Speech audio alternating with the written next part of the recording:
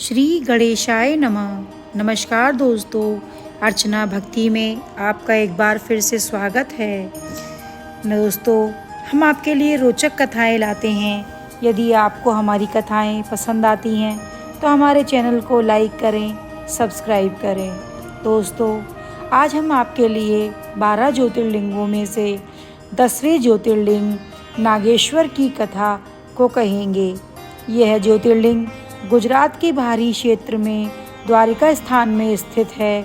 धर्मशास्त्रों में भगवान शिव नागों के देवता हैं और नागेश्वर का पूर्ण अर्थ नागों का ईश्वर है। भगवान शिव का एक अन्य नाम नागेश्वर भी है। द्वारकापुरी से भी नागेश्वर ज्योतिर्लिंग की दूरी 17 मील की है।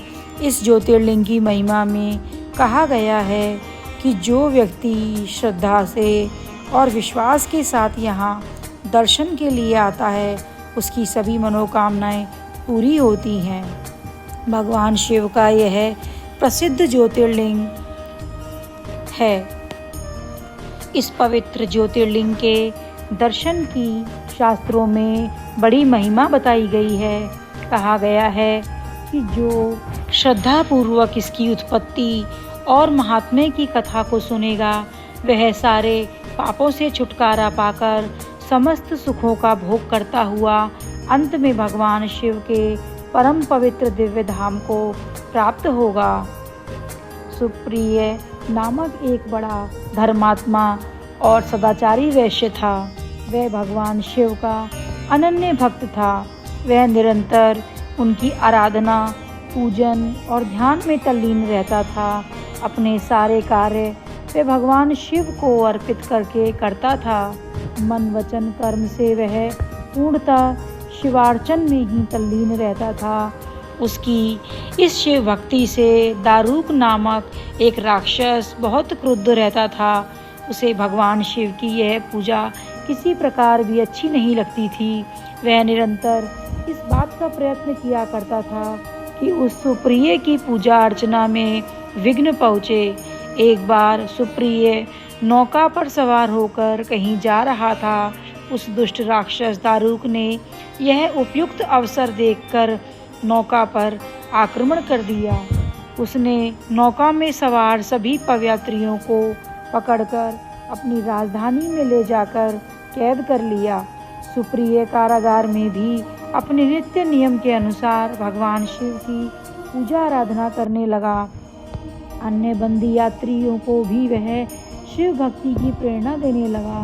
दारूक ने जब अपने सेवकों से सुप्रिय के विषय में यह समाचार सुना तब वह अत्यंत क्रुद्ध होकर उस कारागार में आ पहुंचा।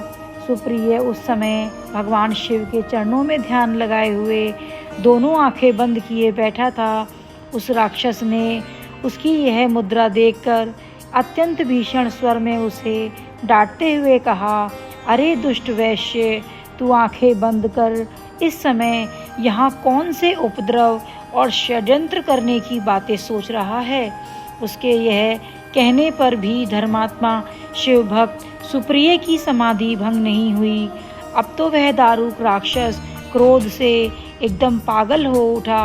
उसने तत्काल अपने अनुचरों को सुप्रिय तथा अन्य सभी बंदियों को मार डालने का आदेश दे दिया। सुप्रिय उसके इस आदेश से जरा भी विचलित और भयभीत नहीं हुआ। वह एकाग्र मन से अपनी और अन्य बंदियों की मुक्ति के लिए भगवान शिव से प्रार्थना करने लगा। उसे यह पूर्ण विश्वास था कि मेरे आराध्य भगवान शिव जी इस विपत्ति से मुझे अवश्य ही छुटकारा दिलाएंगे।